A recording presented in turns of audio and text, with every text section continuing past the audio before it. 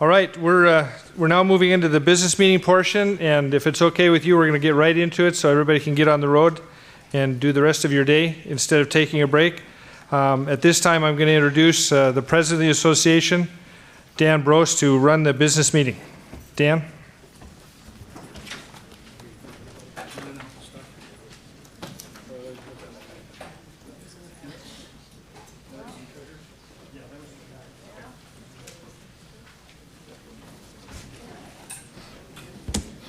Okay.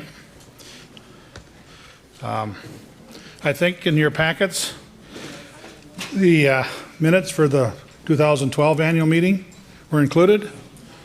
Everybody get a chance to review those.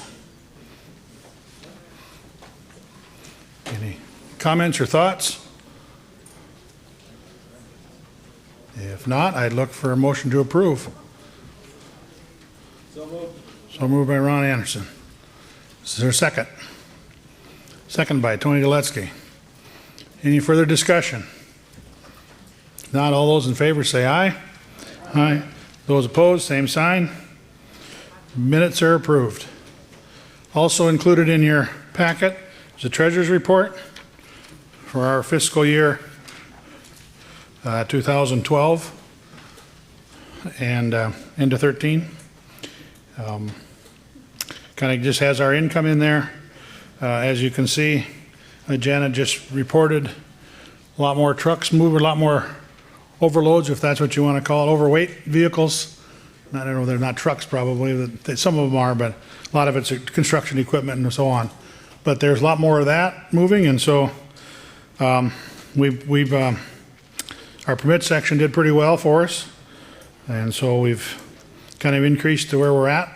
From an ending balance, we think we're going to have some things to do. The other thing we're thinking is going to be I know when we put our budget together for this year, kind of reduce that. I don't think we can maintain that. One of the reasons is just we heard we've got 185 rigs working. You know, there's still a lot of services, but like they showed, if we start doing multi-pads, you have a little less traffic, and we think the same thing's going to happen. They'll move in and build a big site, you know, and obviously the aggregate that's moved in is supposed to be legal loads, but the construction equipment and those types of things. So we're thinking that's going to probably back off a little bit, but we'll have to see.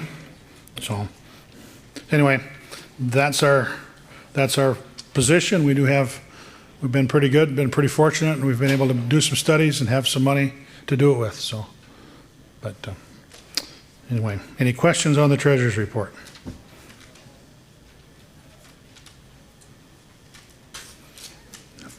None. I'd look for a motion to approve for the acceptance of it or approval of it. Motion by Al, seconded by Lynn. Any further discussion? If not, all those in favor say aye. Aye. Opposed, same sign. Motion's carried. At this time, I'm going to call on Ron Anderson to bring us a couple resolutions that were included in your packet.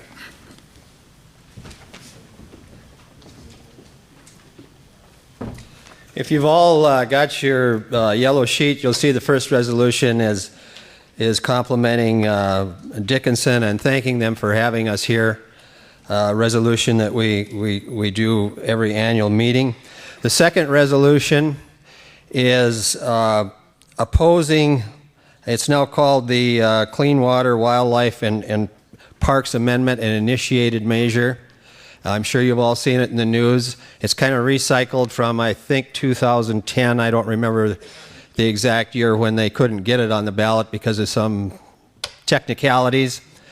The legislature recognized that this was probably going to be around. They authorized 3% or up to 3% of the oil tax, or up to $15 million per year.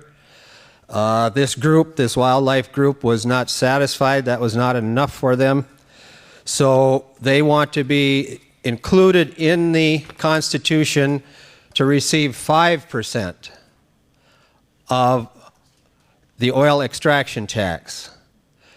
According to talking to Ron Rauschenberger in the governor's office, and he checked with OMB, that would be roughly somewhere between $75 and $100 million a year they would be using to buy land and perpetual easements and all those kinds of things.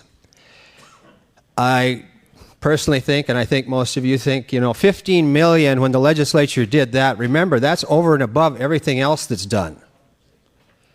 So that is a huge addition. The group claims that they will not hurt the counties and cities portion because they're using the extraction taxes. We know that's completely false. They are using the extraction tax, but remember, 53% is already dedicated funds of both those oil taxes. So the legislature really at this point is only working with 47% of that money. So any money they take out is going to be reflected on us, whether it's extraction tax or gross production tax. So I would encourage us to go on record. I did take it to the Association of Counties. They agreed unanimously to oppose this. I believe the League of Cities did last week. The more money, or the more people we can get into this group opposing this, the better off we are. With the sales tax or the property tax measure, we had like 70, 80 organizations opposed, and I think that made a big difference in the vote. So I would hope this organization would go on a record opposing. I'm not only opposing the measure, I'm opposing people signing it. We may as well start there. So, Mr. Chairman, I would move the adoptions of these two resolutions. I'll answer any questions you have. Mr. Chairman, I'll second it so we can go to discussion. Okay. It's been moved and second. Open for discussion.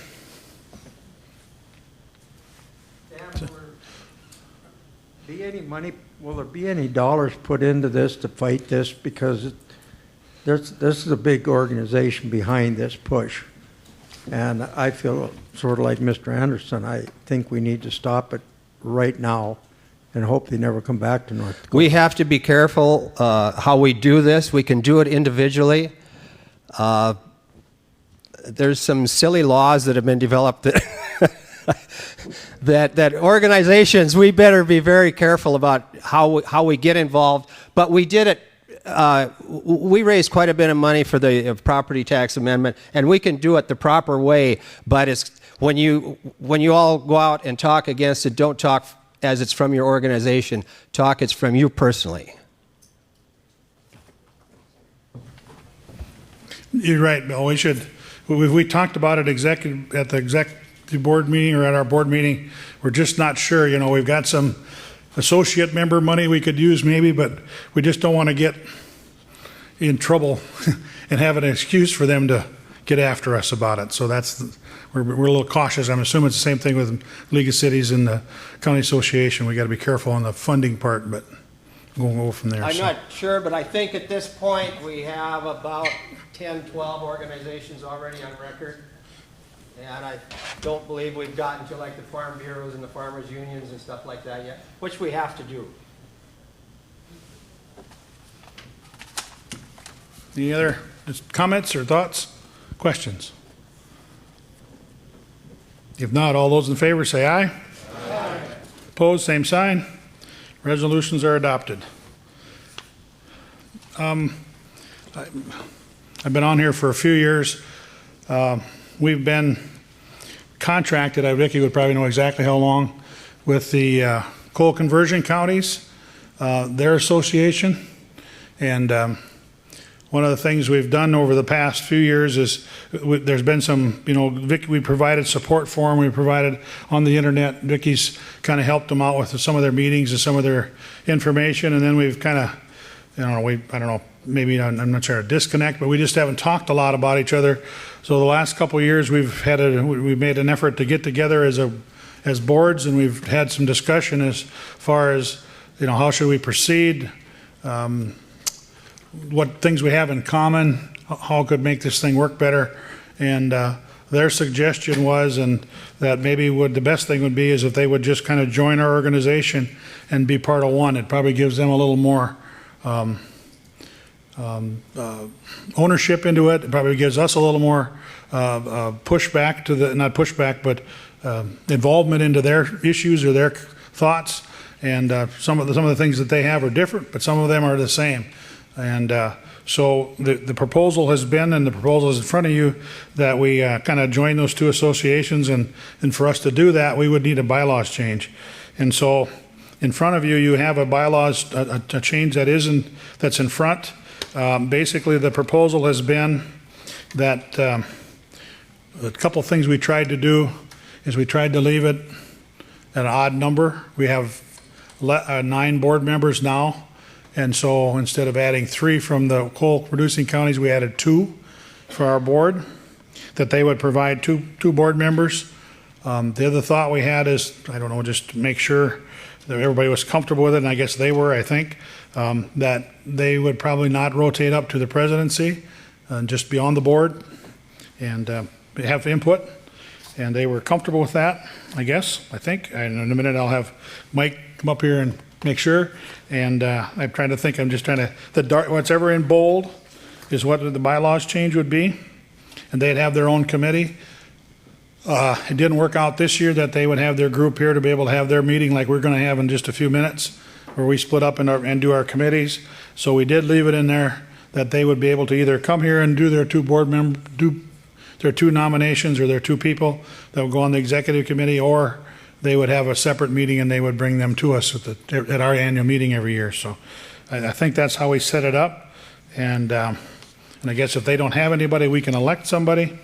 I think I've seen that in there. And again, they're the same way. They can't exceed 9 years like our bylaws say.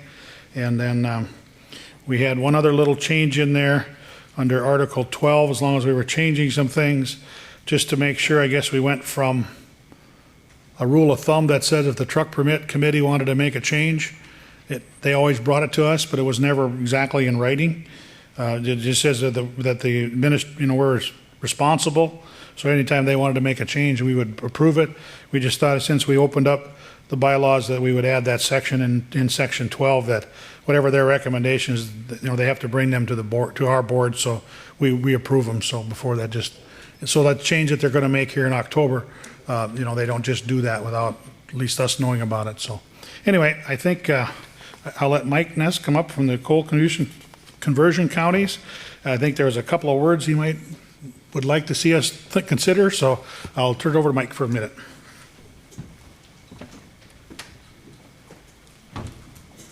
Thanks, Dan.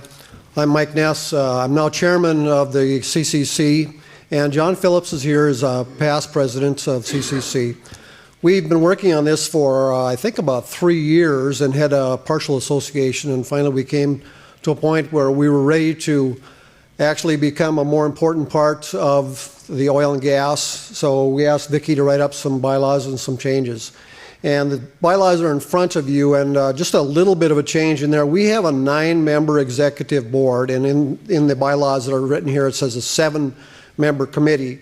We plan to keep the CCC intact, but we will have this board, our 9-member executive board, be the committee that will actually work with the CCC, and we will elect 2 members each year, or not each year, but for a term to be on the oil and gas board. So I guess if you can, on page 5, we would ask that those numbers be changed from 7 to 9, and then we could use our 9-member executive board. And then 2 members. John is not a member of the executive board anymore. He is past president, and then I am president. So we actually last week had our election, and we were selected to be on the board if this is approved by your membership. Any other questions or anything associated with this? Roger. We used to have a contract with coal conversion counties. Is that still in place, or do you pay a dues, or how is it financed? Most of our entities actually pay oil and gas dues, the same as your other entities over here. But I think John had worked with the executive committee of oil and gas last night, and what we were looking at was paying a set fee that we would pay each year into oil and gas, and we would maintain it that way. So. Anything else? Yeah, Sorry, Roger, I missed that part. We had a contract with them over the years, and so, yep, and we do, and they have. But we would basically switch it over since they become members, and their dues structure will be based on some coal production, or however they do it, and it'll basically replace that funding. So we'll be in the same boat, or not same, but the same income, and bill them like we bill us for our oil and gas, oil production. We'll do that for their coal, so. Any other questions or discussion? Thoughts, I mean? If not, I'd look for a motion to approve the amendment of the bylaws as presented, plus making the change for the 7 to 9. We had it at 7 because that's what we have, so. But if that works better for them, 9, I guess I don't see a problem with that, so. Jason, moved by Jason Kirsten. Any second it? Greg, it's been moved and seconded that we approve the bylaws change.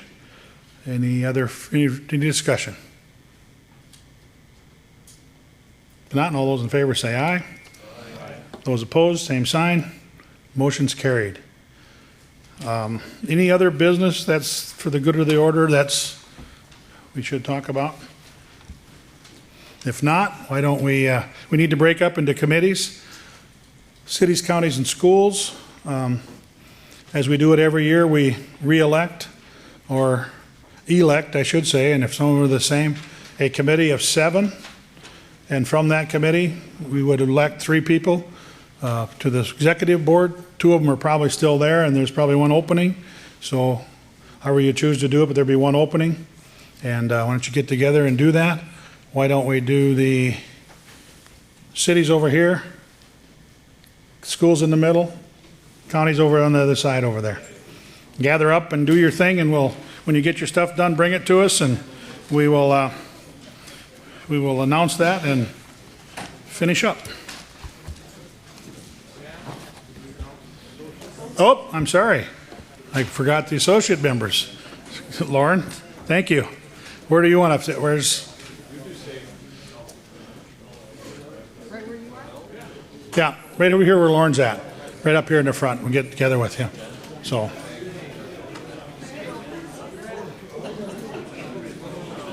Okay.